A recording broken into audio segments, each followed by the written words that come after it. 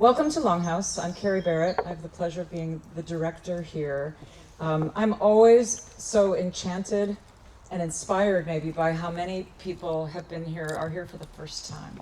So I don't want to give a long lecture. You're here to hear Krista and Biddle. But this is the home and garden of the great textile designer Jack Lenore Larson, born in 1927. He died at the end of 2020, not from COVID. He was 93 years old, lived a rich, full life.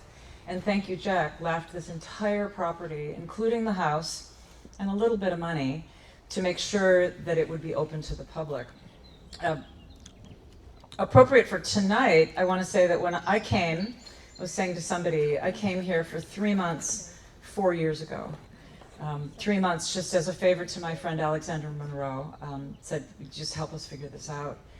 You know, the board is a group of Jack's friends, the staff is in tears, there's not enough money, we just have to make sure that this place stays open. And I came out to do that in the short version of a long story and never left. I love it so much. But one of the reasons I stayed is Edwina. I knew Edwina a little bit because when I was president of the New York Botanical Gardens, she did garden tours and gave lectures. And one of the things I did during the fall of 21 that I loved was to go to people and say, I didn't know Jack, I've hardly ever been to East Hampton. If you give me 2 or 3 things, easy wins for this place. And Edwina said, go chemical free. And we were one of many people that like you hear it once and it's a good idea, you hear it twice and then you hear it 3 times. But Edwina said, go chemical free. And also said, and be open. At that point, people say, well, why didn't I know about this? Well, because he lived here. And he opened every once in a while on a Sunday afternoon. It was more organized than that. But the other easy win was I said, we're going to open 5 days a week, Wednesday through Sunday. He said, open my house to the public. And that house is all of this. So the first thing was to get this garden open 5 days a week, to get it completely on the path to perfect, which we've done together. And this evening that you're all a part of tonight is yet another kind of perfect earth, Longhouse locking arms in a way, the first in a series of what we're calling grounded conversations that really take, this is nature, it's a landscape, it's a modernist garden, it's highly designed, there's all kinds of principles behind it, but it is also nature. You'll see bunnies and creatures and things, and so I hope that we can, and this is about hope, it's my great hope comes from how all of this lasts. I'll tell one more story, which was that we thought that when I said, okay, no chemicals, I said, what's going to be at risk? And you said, this hemlock hedge, which you should really get rid of anyway. It's invasive. He never should have planted it, all of those things. I said, I'm not going to do that. I'm too new to take down this beloved. And it marks the barriers, which were apparently Native American walls, things like that. And the funny thing is, it's never looked better. It's not invasive. It's not invasive, No, sorry. native. It's native. But but it looks better than ever now that we're not feeding it. So the very backdrop behind you is something that also that Edwina helped with. So we're glad you're here. I can't wait for this conversation between Biddle and Krista. I'm going to pass to Edwina, and then we'll have more drinks afterwards. Thank you, Carrie. So, yeah. Now you know a little bit of the amazingness of Longhouse, because actually, to speak to that hedge, a lot of spraying, the reason why I would have said take out a hedge that is alive and thriving and native would be that it's typically something that people spray a lot, because hemlocks are highly vulnerable to the woolly adelgid. But because they have used these, they have switched to completely no fertilizing, no watering, no everything. These trees are resilient. They're not on life support. They're resilient, and they're thanking us for that. So that's a really nice story.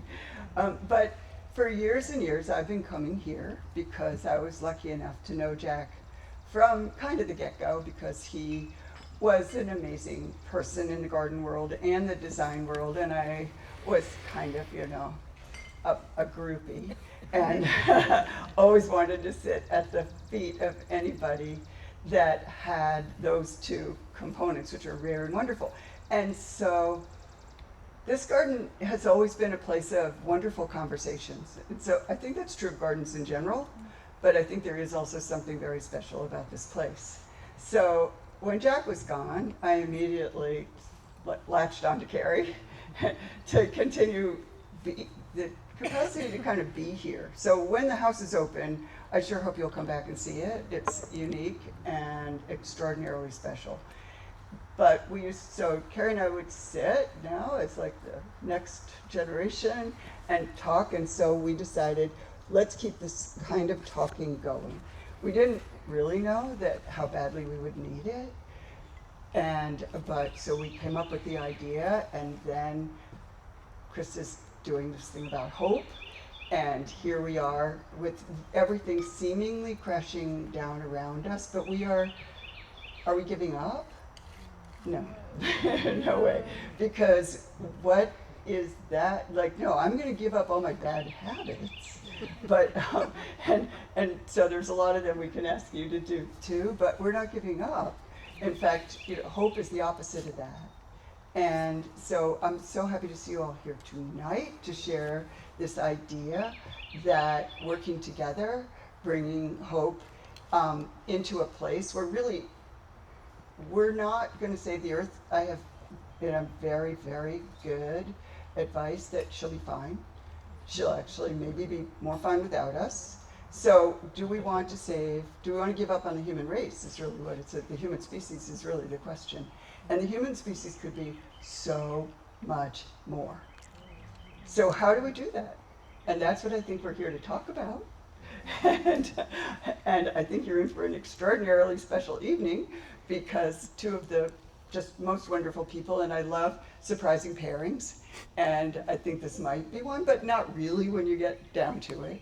And so just to kick this off, everybody put both feet on the ground, look up, check out the trees in the sky, take a really deep breath, and here we go. I need that.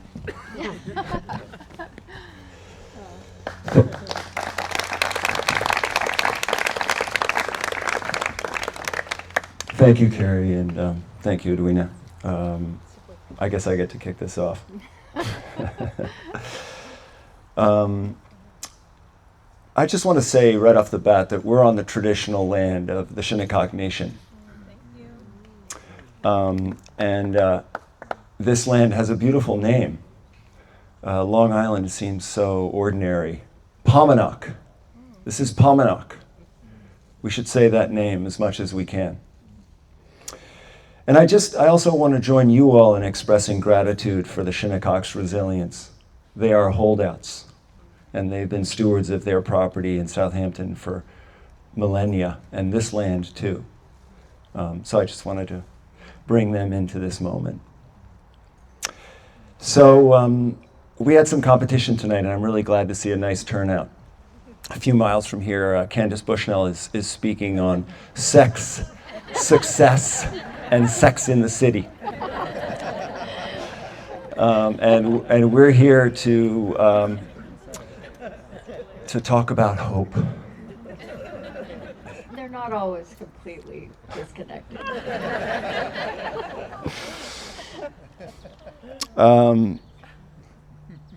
So the way this is going to go is Krista and I had a little conversation about a week ago, and an hour and a half went by in about 5 minutes. Yeah. If you all get itchy and you want to ask a question toward the end, I will try and read that. So hope. Do you want to say something? I just made my little spiel, so it's your turn now. Well, I just want to say how beautiful it is here and to see all of you. And Edwina is also the reason I'm here. And we met kind of improbably halfway around the world or more in Bhutan in the fall, I think, and started a conversation that is continuing here. And she introduced me to Biddle. We came for a couple of weeks around the turn of the year to write. And I'm just thrilled to be here. So, I'm honored to be in a conversation with you. I've been listening to you for the past 20 years, and you have done something for all of us journalists that is powerful and meaningful and transformational. I just need to put that out there. And in preparation for this conversation, as I told you the other day, I've been I went back and listened to John O'Donohue for the 14th time, mostly because I just love his accent. And if you haven't listened to John O'Donohue, who's no longer on this earth, but he lives on in so many ways, go. He's just genius. That's a beautiful conversation, absolutely relevant to hope. Yes. And Desmond Tutu, Jimmy Carter, all of these individuals who absolutely embodied hope. They carried hope in their spirits. And Joanna Macy. Joanna Macy's in hospice at the moment, and it's close. You were friends. You are friends, and you will be friends forever. Yeah, I was on her Caring Bridge site, and I think they turned off the oxygen today. So, but she's 96 and she's led the most beautiful, adventurous life, and she will live on. She's left so many gifts, and I think of the show that we did with her. We called it A Wild Love for the World. And I think that's also what Edwina has. And, she's lived by that love. And I think Joanna would say that it is a calling of our time. And I think that's important if we're talking about hope and we're talking about the natural world that we are not in but of. One thing that's become so clear to me from all my conversations, but Joanna has known this for decades. She was an environmentalist before we used that word. That, what Edwina said, it's not that we have it in our power to save the planet. We have it in our power to heal our relationship to this world. And one of the things that's perhaps gone awry, maybe it couldn't have been different, but in recent years, as we have become conscious and informed of the cost of the way we've been living,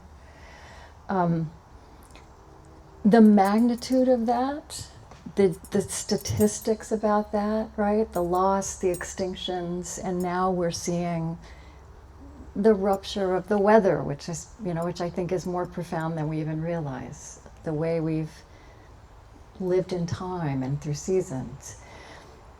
But we won't flourish in this century. We won't get that healing, and we won't be able to be animated by hope if we're not grounded, not in what we fear and in those statistics. It must be our love and the joy that we take in the natural world. I interviewed this British naturalist a few years ago. He said that talked about the natural world is the birthplace of our psyches. It's where most of our metaphors come from. It's actually where language comes from. And so just finding ourselves again at home and mustering that wild love for the world that we know we feel in a moment like this and in so many other moments, and letting that animate us. I just want to mention a quote from Joanna that I think is relevant for everyone here, and certainly for me. People ask me these days, I built a business and I sold a business, so what are you doing now? And I tell them, well, I'm just doing everything I can to lift people up. Yeah. But Joanna said, and this was in your conversation with her, one of her wonderful, how people can speak this way is beyond me, but be generous with your strengths and skills. They are not your private property, and they grow from being shared. Pretty simple wisdom. Mm-hmm. Pretty simple wisdom. Yeah. So when I've been thinking about your journey, and I mentioned this a minute ago, you always begin your talks with, you frequently begin your talks with, what are your spiritual groundings, what are your spiritual beginnings, and I wonder if you could sort of do that for us and take us to that moment in your life in your career where you went from, you'll understand when she gets there, this sounds very confusing, when you went from intelligence to wisdom? Well, it's too long because, and I don't want to talk about myself like that. But I basically, one place I want to start, since what we're talking about is the natural world and our place in it. I grew up in a small town in Oklahoma, and that is a place, a climate, a geography where nature is not all beauty and light and love. Like, I grew up learning about so many things that could bite me and hurt me. We had poisonous spiders and water moccasins in the ponds and poison ivy and poison oak and tarantulas. And yet it was also kind of mid-20th century where people had leaned so far into that, and like we'd embraced our conditioned air and our microwaves and just set ourselves apart. And so I would say that was, when you say the difference between intelligence and wisdom, I think certain kinds of intelligence and knowledge is what we have been taught and trained to take seriously and live by. And it's not all there is. And I think when we talk about our relationship to the natural world, and so much, in fact, of what we mean when we say, what gives life meaning, is intelligence that is embodied as much as it is cognitive. But kind of, the last few hundred years of enlightenment and industrialization just idolized, these computers in our brains. And one of the many interesting, both terrifying and fascinating things about being alive right now is that AI is disabusing us, of this idea that this is the most interesting, powerful thing about us. It's not, because it is going to be able to do everything that this can do, but it doesn't have visibility to our physicality and to all the embodied intelligence of love and care and the arts, right, of beauty, of play, and all the sensory intelligence. And that's not the answer you were looking for. It's not, but it's a beautiful answer. I mean, it makes me think of that interview you did with Reid Hoffman where he talks about I mean, and there's the an founder AI, of LinkedIn.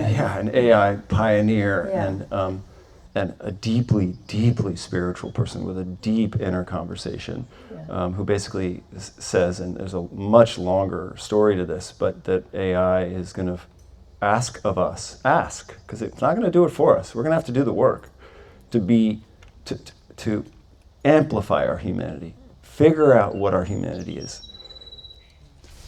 Yeah. To do what you just described. I think it is going to force us to actually fill the notion of what human intelligence is with all its dimensions. And I also I like to say this, I think AI is, in this phrase, coming back to your senses. I actually think that's a wonderful, AI is going to bring us back to our senses. Yeah, that's so interesting. So, I just want to go back to intelligence to wisdom, because I think it's relevant to all of us all the time.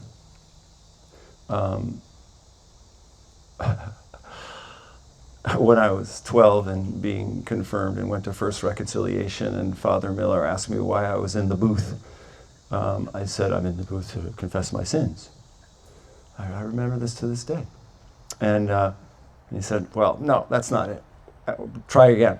And I forget exactly what I said, but we went back and forth, and finally he said, no, you're here to begin your conversation with yourself. Mm. So, Catholicism can do some good stuff. Yeah.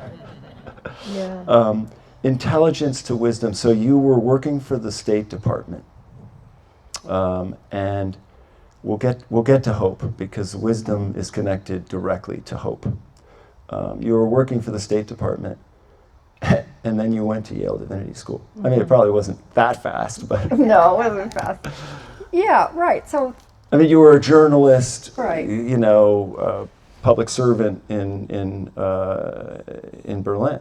yeah. And I was a good, girl who'd grown up in the 1960s, went to college in 1979. Like, we still believed then that politics was the place where all the important questions were being asked and where all the solutions would be found.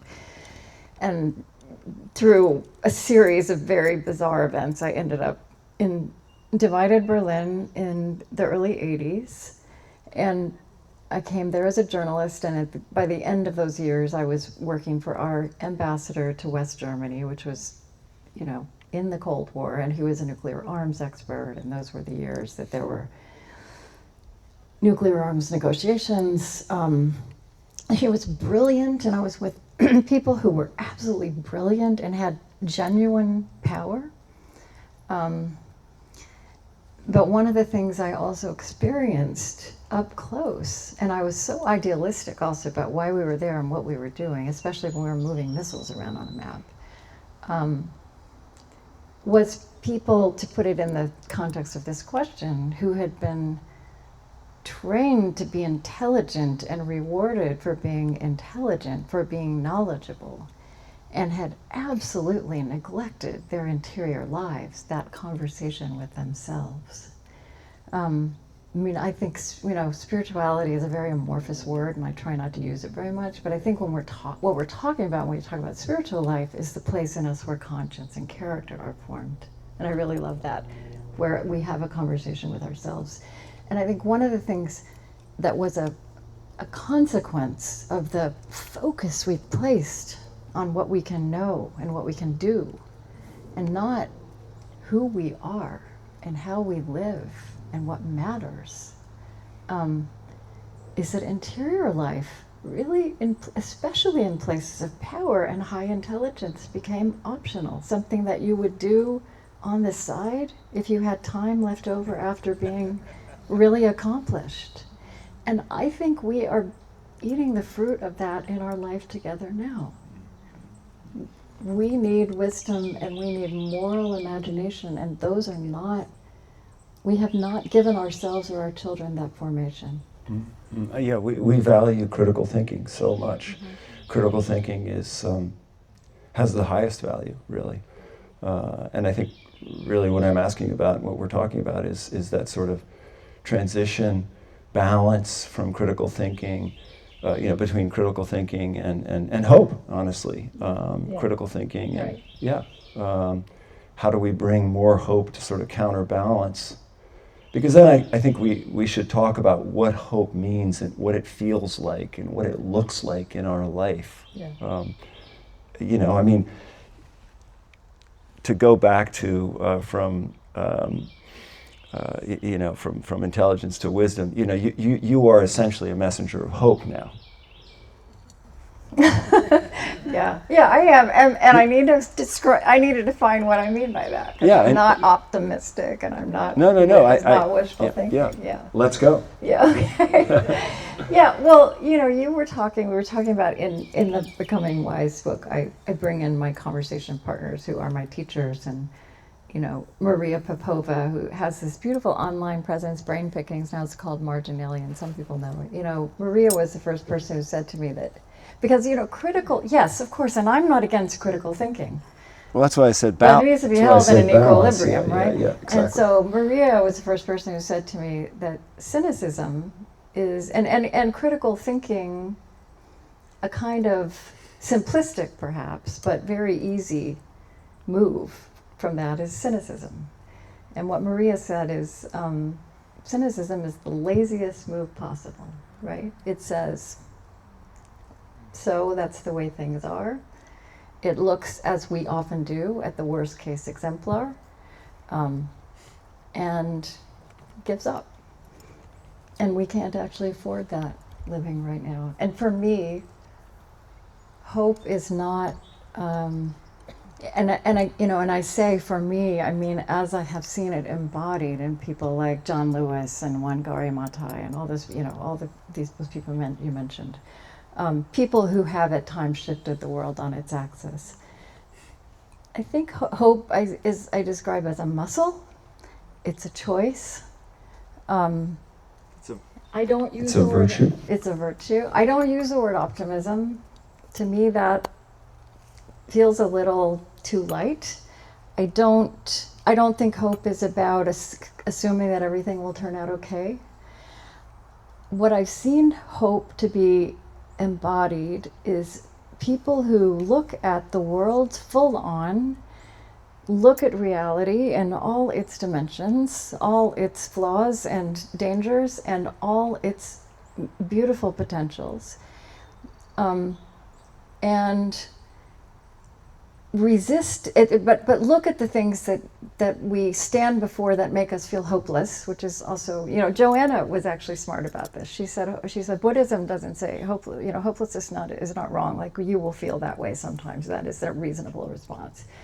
But the muscle of hope to me looks at what makes us despair and refuses to accept that the world has to be this way. And in this way, it's like a leap of imagination that has real world consequences. And then you throw your life and your energy and your intelligence and your creativity behind that insistence that it doesn't have to be this way. And in the world of intelligence and knowledge that we're talking about, that we were formed in, that it sounds like what I'm talking about is an idea, but in fact, or an ideal, but in fact, nothing new has ever entered this world. No social change has happened. No company has been founded. No invention has been, no scientific discovery has been made without someone moving towards an aspiration, an insistence on how reality can be different, that in the beginning many people could argue against and most people thought was probably not possible, and often then giving us all these things that we later can't imagine the world without. So really, I mean, this is kind of a leap here, but like AI is just a little sliver of this moment, because this moment is so multidimensional in terms of what it's asking of us. I mean, am I reading that correctly? Yeah, I mean, yeah. Yes. Politically, AI, hunger, poverty, war, everything. It's all asking us to find another way, to be hopeful, because we can only find the other way by being fortified, ennobled, and enabled by hope. Yeah, hope is one of these muscles. What I want to say about hope also is that another fallacy that we've inherited is that we're supposed to be heroic individuals, and therefore that hope or any of the virtues are qualities of character that we would build up in ourselves and carry alone, and that's not the way it works. We have to surround ourselves with others, including others who may carry hope for us on days when it is too much to ask of ourselves. And also, yes, I mean, look, the human species, I used to say, until a few years ago, 2018 has nothing on 1918, right? Like, our species has survived magnitudes of collapse before. And 100 years ago, almost all of the war, the refugee crisis, the flu pandemic that killed millions, the collapse of economies, right? Like, that was happening then. We have survived. We have found our way out. We have moved forward after eras like that. We have our political, racial, technological reckonings and callings in this century. But what really sets our generation and time apart is the ecological calling. We truly face an existential, as Edwina said, an existential, the possibility of the end of our species. And I think this is just as bad, and this is why we need hope, that we just survive, right? I think the question is, what are we called to in order not just to survive this century, or some of us survive, but flourish? in terms of the climate crisis, the data and the science and the critical thinking isn't persuading us. I mean, I'm persuaded, but we're not moving the needle nearly fast enough. Bill McKibben will attest to that, and the data will attest to it. Right? Yeah, but So- data doesn't shift hearts. It doesn't mobilize bodies. Right. So it has to, we have to be touched in some other way. We have to be. Yeah. I mean, I don't know if that's a question, but Well, I don't know what the role of hope is in that. But one of the things I'm writing about out here this year is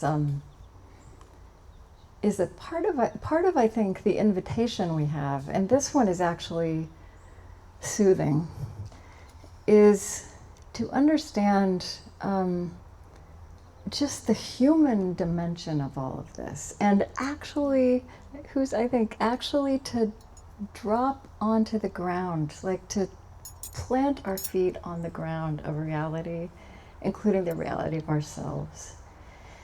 And yeah, as you said, I mean, there's so many crises and ruptures that we could all talk about, and there's also like such majestic learning about the cosmos, and also about the cosmos inside a human body, right?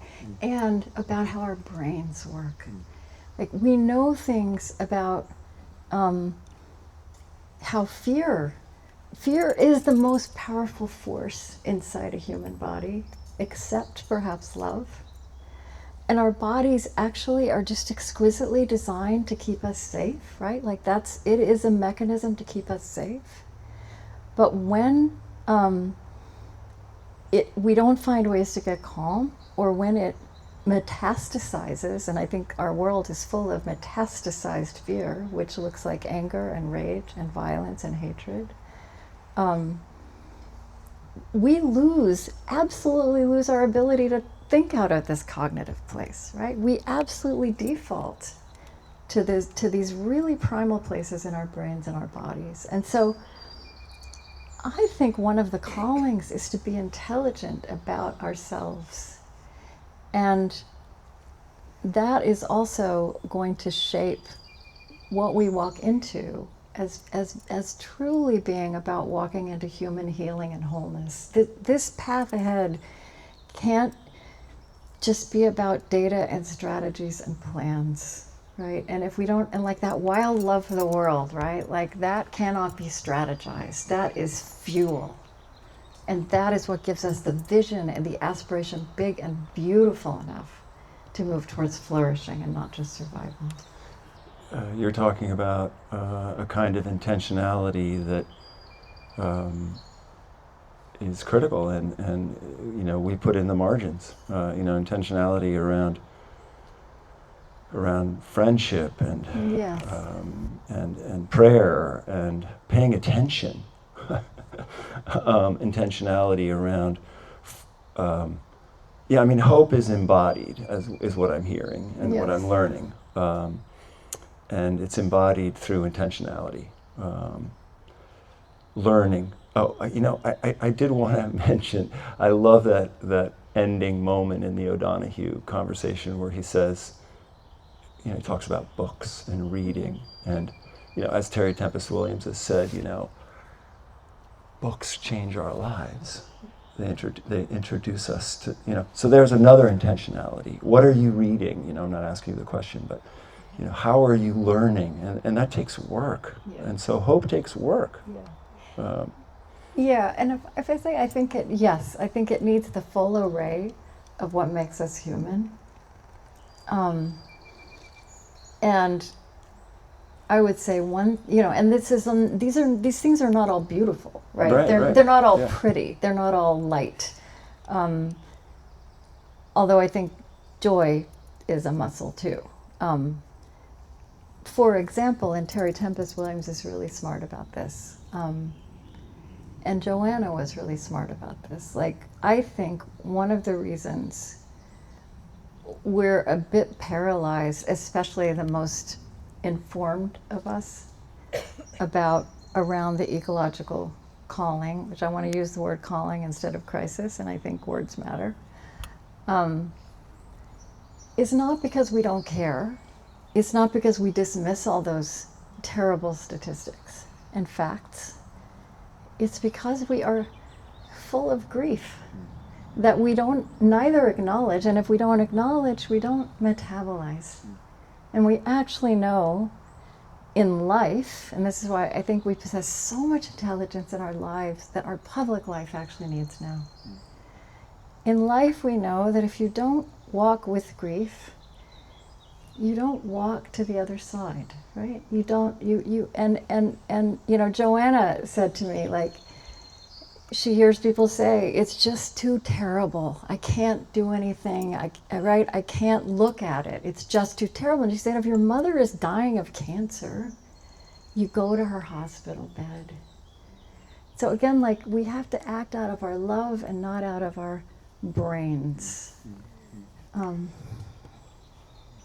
You know, when I wanted to ask you, you know, what gives you hope? Where do you find hope? And I'll just tell you where I do, and maybe you can take it from there. You know, partly inspired by this couple of weeks of listening to your wonderful poets and your wonderful podcasts on being friendship. Yeah.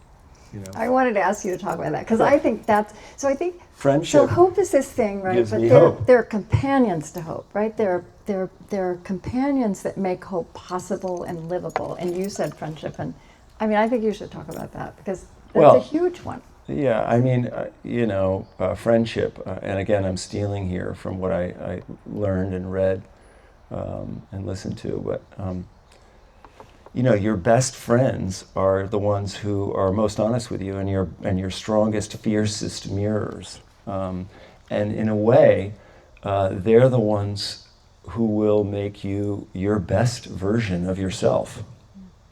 If you that is your best friend.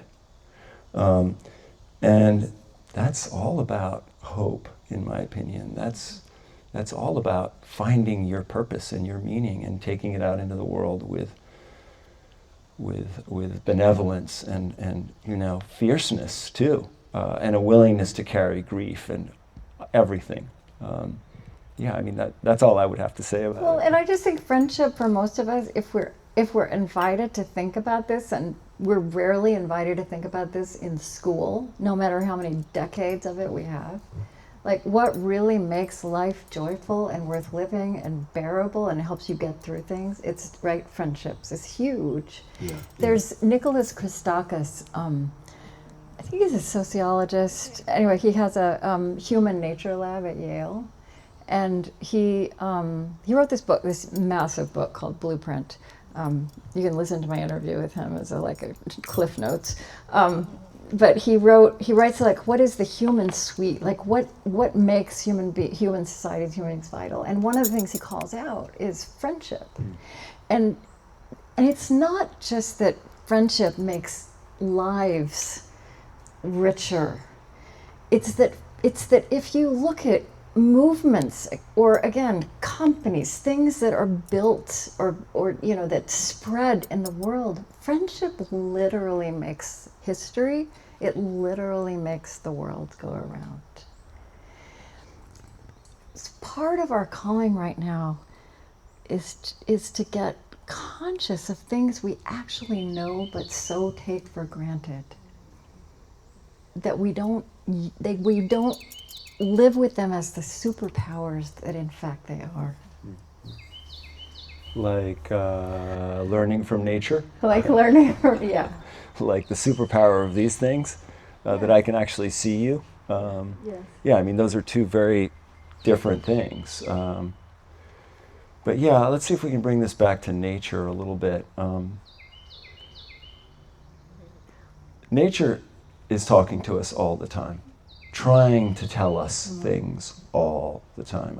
You know, again, I've been reading up, and Joy Harjo talks about how you know, indigenous people knew to go to water that was sparkly. I mean, I sort of knew this, but I'm 62 and I just learned it the other day. Yeah. Water that's sparkly has more oxygen, so it's actually healthy. Oh, yeah. So it's a little thing, But these are little wisdoms. We love flowers, and we love the beauty of them for sure. But flowers are sort of precursors to food. Yeah. I mean, there were little things, right? I love that, the way she spoke about that. But yeah, those are signs. Those are things that we can, nature. I think one of the things that I'd love to hear you talk about is, and we talked about this the other day, is our connection to nature and our disconnection from it. Yeah. Yeah. Well, so you said a minute ago that that there's so much happening right now, and we could all list we could all come up with our list of the things that are terrifying, and I think for me, holding a muscular, reality-based, reasonable hope is also about making the effort, and it does take effort, because our brains incline us to look for what's dangerous. It's a very primal thing, but we do it like we're being more serious. I don't think it's accident. I don't think it's surprising that journalism is always pointing out, what is catastrophic and corrupt. Yeah. But I think they think that that's sophisticated, and actually it's because they're following the most primal part of the brain, right? So I mean, the idea was that you'd show what was wrong, so that you'd fix it. But here so I mean, I'm defending journalism. I know. Well, you and I both were trained in this, but the point is, it actually takes a little bit of effort. We actually have to consciously engage our higher cognitive faculties to look for what is going right. Right. Yeah. To look for what is promising. So, to me, there are so many amazing things happening at this time. And for me, probably the richest field of that is precisely what we're learning to see. There are people and peoples who've known these things for a long time, but what we're learning to see and explain in our terms about our bodies and this and essentially how vitality functions both in our bodies and in the natural world. And it's the antithesis of how we structure the world, and it's really in many ways the antithesis of how Western medicine functions, because it's not, our bodies, we're learning, well, it's all ecosystem, including the human body. Yeah. And I've shared with you, and let me just say all this about the human body. One of the things I love the most about what we're learning is Western medicine, and this is how we learn, right? This is how we learn as children. This is how we learn in the childhood of our species. We take things apart, and then we figure out how to put them back together, figure out how they work. So medicine, and I don't want to be disparaging medicine for healers out there, but I think people in medicine are also, waking up to this.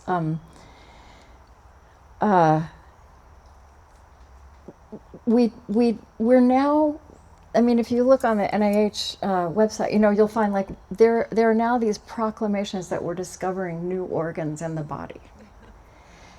And it's just that they were there, and actually some of them visible to the naked eye, but we were looking for these big solid things that you could pull out and put on a slab and cut into pieces and dissect and look at under a microscope. The gut microbiome, right, which is actually our symbiosis with bacteria, right? It actually means we're not all human. We are actually ecosystems with non-human creatures that give us life. There's also something called the interstitium, which has been declared a new organ in the body. And it's actually visible to the naked eye, but it's fluid pathways, it's soft tissues. And you know how all of us who love strength training, we're now learning about the fascia, we're all learning that actually if only you do is the muscle, if you don't keep the fascia supple, these soft parts of us. And to me, that is just a metaphor for this distinction between wisdom and intelligence. We need them both. But we're learning, like, if we don't cultivate our softnesses, and we do that in friendships as well, right? This is relational and not just physical. We aren't whole. And what we're learning in the natural world, I mean, so much, right? Like, Edwina just went on this biomimicry pilgrimage. You know, Suzanne Simard, who's a forest ecologist, was the person who, you know, forest ecology for so much of the last century was all about translating what we think of as vitality, which is we were looking for, you know, we were looking at these tall trees and saying, oh, they're blocking the light of the more trees that we want to grow, and not, you know, looking up and really only taking seriously what our eyes can see, and thinking in terms of individuals. And now we learn that the vitality, not just of the forest, but of the entire world, is beneath the earth, right? It's the mycelia. And it's communal, and nourishment is constantly going where it is needed, and things don't just get bigger and bigger, sometimes they get smaller. Things die, but when things die, and we have a hard time with that in America too, that death is a part of life, right? When things die, they are composted, and everything is always recycled. And so we actually have the teacher, precisely the teacher, that there's people really just unfolding this and just spelling it out for us. How does nature solve problems? This is a perfect segue there it is, yeah. Something that I just learned, that Darwin didn't say survival of the fittest. No. That is not what Darwin said. You want to take it from there? I mean, he said, well, in the first 5 volumes of Origin of Species, he said survival of the fit. And that was fit for purpose, fit for place. It was only in the 5th edition, after this Darwinian idea had infiltrated the way we thought about society, you know, that we are here for competition, that he adopted that language of survival of the fittest. And we have lived that way. Yeah. We have organized That the is world, definitely a and mantra. Americans Yeah. have perfected it. Yeah. And really, we need to start fitting, start Yes. trying to Yeah. not dominate, but integrate and be part of. I was talking to my daughter about this when I learned it. She's in her 20s then, I think, and she said to me, you know, Mom, my generation, we're redefining what fit means. And I think that, you know, I think that's true, and it's quite beautiful. So our teachers are also our children. So one of the things that we haven't touched on, by the way, I just want to reflect for a moment. So Edwina called me, I don't know, 3 weeks ago? I can't remember. And I thought to myself for about 20 seconds, and I said, yeah, I'll do this. And, you know, on and off over the last 3 weeks, I've been, you know, I read Becoming Wise, and I've listened to, 15 podcasts. And I am absolutely, it's been 3 weeks, other than a little visit to the hospital, of hope. Honestly, just reading and learning and just, it's been so cool. And all I'd like to, you know, I wanted to give you all, or I think both of us wanted to give you all something that you could carry out, but just, you know, engage with ideas and people as much as possible around all of these things. It'll be, you will be messengers of, you will embody this thing that that is crucial to survival for the 7 generations. So I wanted to just go back to imagination, because I think you know, that's one thing also that I think we could offer to everyone, is the opportunity to visualize, to envision something better. That sense of time. Yeah. Yeah. I think yeah, I mean, I think you could, it's hope, we were talking about, it's an orientation, right? Right. It's, You use it's that what word, are yeah. you looking for? What are you seeing? What are you leaning into? What are you orienting towards? In terms of our ecological crisis, we're just, you know, the world is full of dystopian novels and movies, and I like a really well-made dystopian novel or movie myself. But the truth is, and that's our brains, right? That's where we go again. But if those are the stories we're telling, those are the stories we're walking into. And there's a new, younger generation of climate scientists, ecologists who are really, really starting to stress this. Like, you know, Ayanna Elizabeth Johnson, who's a marine biologist, and she's kind of rallying. It's a kind of next generation from Bill McKibben. And the question they're asking that they want to live into, and you know, they are on the front lines of this. They know how bad things are. They know what can go wrong. But the question they want to live into and orient towards and constantly reorient towards is, what if we get this right? What does it look like if we get this right? How are we acting if we are getting this right? Mm-hmm. But Joy Harjo, I think with the phrase that you were taken with, as she talks about her, because here's the thing, and this is what these young activists and thinkers also know, and I think all of us know this too in our bodies, and it's different from being alive in the 60s or 70s or 80s. You know, it's like we thought we could have 5 and 10 year plans for all our great goals, even societal goals. Whatever we are called to in this time is the work of the rest of our lifetimes. And that's a real shift for an American mentality. But really, I think we're being called to a more reality-based sense of time. We're being called back to that. This is always how transformative change has happened. And Joy Harjo has this beautiful, and she was the poet laureate. She's actually from Oklahoma like me, although she grew up, you know, my ancestors came in covered wagons and hers came marching on the Trail of Tears, forcibly marched. But it is that 7 generations sensibility, which she just has in her body too. You know, it's not a leap of imagination. It's something she knows at that deep level of knowing. But I think that language of living in the whole of time, WHOLE, is again, it's language and it's an idea that galvanizes us, right? It allows you to orient towards something bigger.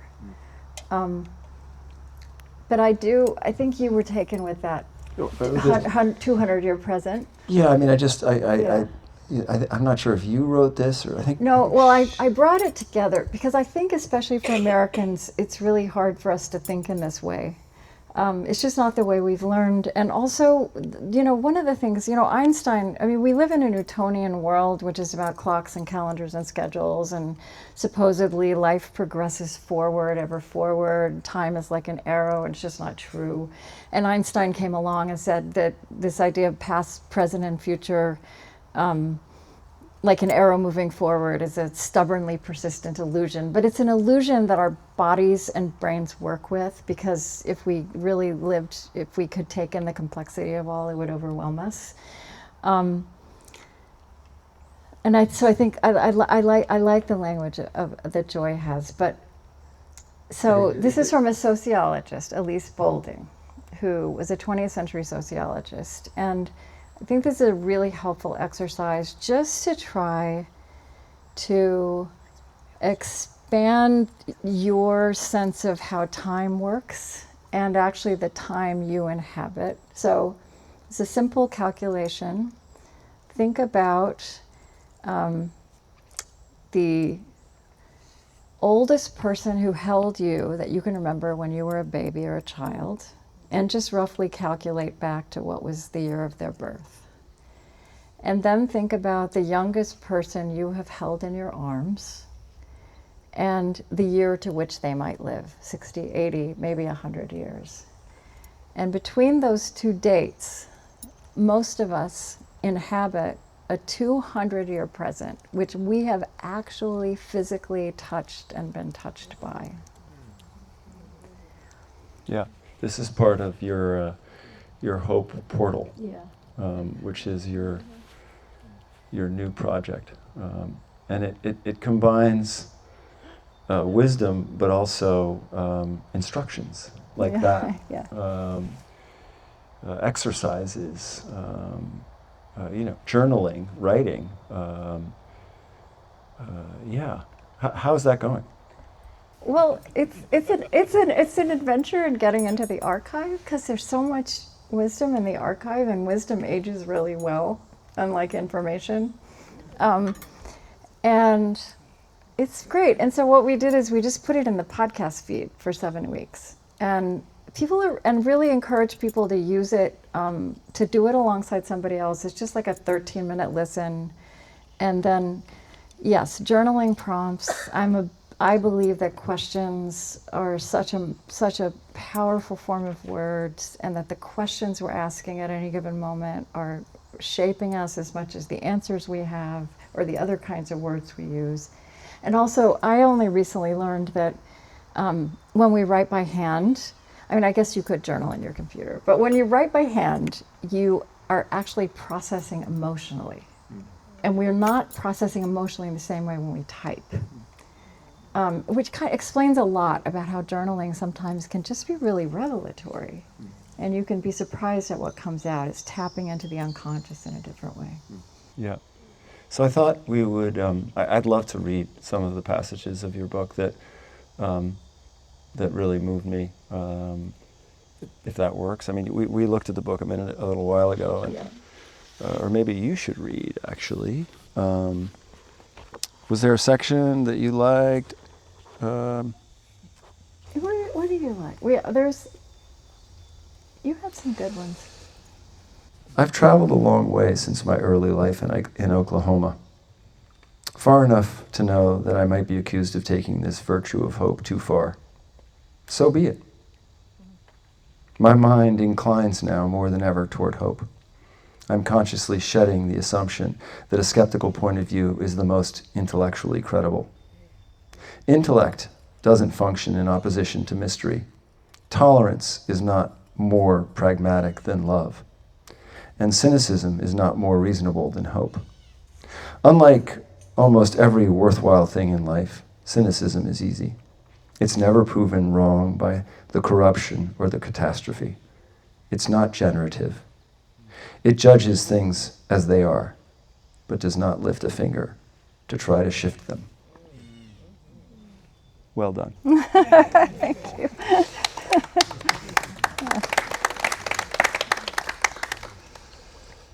I mean, we could shift to questions, if you want. Or do you want to go in another direction? I'd be curious to know what people are thinking, holding. Wow. Yeah, jump in. Is that Craig? Is that Craig's hand? Yeah, Craig. I mean, I'm a little out of my depth perhaps, but for me, the crux of what organizes a lot of the themes that these guys have been talking about is the intellectual mistake that is the scientific and materialistic origin story that we all live on, that in Western society, that what's really going on is objects of mass moving through space and time with duration according to mathematical laws, and that life is incidental. Yeah. And to me, all of the themes about wisdom and nature and our connection, and the other main principle of life is relationship. Like fit in. Like things don't life doesn't exist in isolation. And I think that our origin story, and I'm not, I would bring people's attention to Carl Safina's recent book, Alfie and Me.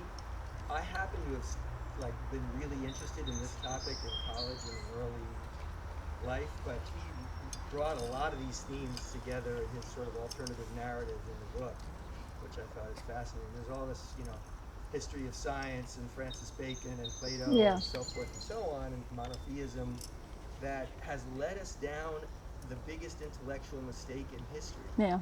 Where we don't get that life is primary. It seems it's so obvious on the face of it. If we didn't have life in nature, we couldn't even think about this stuff in the first place and come up with the idea of objects and moving with mathematical laws and stuff like that. And First Nations cultures ubiquitously have life as the center of what's really going on. When it rains, it's to nurture the soil and to make life flourish.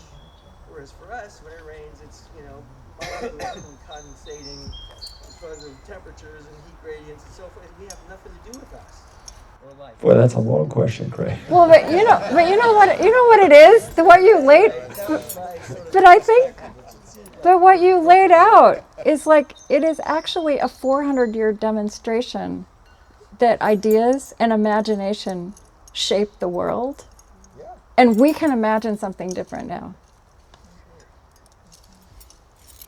It's incredible, the power of those ideas. I wanted to ask you what you mean by moral imagination. Yeah, it's my favorite thing to talk about, and it's really hard to define. Well, I think it is connected to starting with the power of imagination, and that we are not just capable of, but called to use these brains and this creativity and this force of imagination to orient towards the world we want to live in and inhabit and make. And I think I would say that all of the maybe this is always true, but in this century, all of these reckonings that are before us, the racial and ecological, and I think we are asking in our time, and we're going to keep asking. It's not just a political reckoning. It's what are politics for, and what is an economy for, right? So there's this vast moral dimension to all of these things before us, and then the question becomes what is moral and what is morality? And I think in the world I grew up in, which was very religious and also very kind of late 20th century, middle of America, morality was pretty narrowly defined. It was kind of in this cognitive way. It was right or wrong. It was rules that you could live by, which is kind of comforting, but it's, so much of life is complicated shades of gray, and what I think moral imagination is developing all of our capacity to work with that. And I think one of the simplest ways I've come to think for myself about how a moral imagination would be in action is about what questions we're asking. So I think capitalism and the way we've lived, and this is and these are questions we need also, but the questions that are instinctive and that we tend to put to things are what, when, how much, how soon, how big, and then we measure impact and meaning on the basis of those things. And I think the questions of moral imagination would be, for example, why? And sitting with the question of why is going to delay getting to the question of what and how soon and how big and how much, and we don't like that. But so these questions have implications, right? That means there's this process of discernment. To what human effect? How much is enough? So more qualitative questions instead of quantitative. Yeah, and I think this, yeah. And what is the effect of what we're doing in different ways than just these like blunt metrics of size and speed? And yeah, it's hard. It feels very real to me. It's like something I'm trying to write about because it is hard to define it in a simple way. It's like we haven't talked about like what wisdom is. Like I realized I wrote that book about wisdom without ever defining what wisdom was. That was one of the first questions people asked me. So what is wisdom? But here's what I think was Are you wise now? No, what I came up with is that if we all so whereas a life of knowledge or a life of accomplishment, those are qualities that you can point at and to some extent measure. I think we all, and a wise life can be an accomplished, knowledgeable life as well. But I think that if any of us think of the wisest people we've known, and we've all known wise people, and they're usually, most of the wise people in the world are not famous, what we think of is the effect they've had on other people around them. So I think like the measure of a wise life is the imprint it makes on other lives around. So again, it's a little bit indirect, and yet it makes sense, right? It just makes sense, like as we say, in our guts. I mean, this is a little crude, but there's that great, YouTube thing by David Brooks. He wrote a column about it. What do you want said at your eulogy? Yeah. You were a great CEO of GE. No, I mean, were you a good friend and a good father? Yeah. And you took care of your community. Yeah. And you loved hard. And every field, like every discipline, any of us, whatever we do, whatever sphere we know there are those people who are just giants to everybody who's learned what we've learned, and they're never going to be like, partly never going to be above the radar because they're like just busy doing the work. But they make the world go around. Anyone else? I'm sure there are many. I think you were getting close to it, but I would just add this: how do I? I'll ask the question and I'll answer it. But how do I nourish love, nourish friendship, nourish wisdom? And the operative answer is by sharing. We need to increase connection by vulnerably sharing, and can put shame off to the side. Yeah. Sharing is much more powerful than shame, and creating connection helps collectively to raise love and friendship and wisdom. Thank you for that, actually. Thank you very much for that. We haven't actually talked about vulnerability, and you spend a fair amount of time in this book talking about the importance, sounds like a weird word, but the importance of vulnerability. You need vulnerability to have wholeheartedness. You need vulnerability for hope. Well, it's also just like getting in touch with reality, because we are vulnerable and we have vulnerability. And some people carry their vulnerabilities physically on the outside of their bodies, and most of us carry them on the inside. And we've pretended like, again, like we haven't honored this. We haven't honored it about ourselves. Brene Brown, it's kind of crazy that we needed a clinical, like a social scientist to come along and tell us that vulnerability is an important part of being human. But, with the connection, really, it's like nuts. But the thing that, that she says about hope that comes out of that is, again, it's something we all know, but we don't consciously know it. Hope is a function of struggle also. That we get courageous and we learn to be hopeful, which is to have faith that we can do things that don't look obviously easy right now. Because of those times in our lives when we got through something we didn't think we could get through.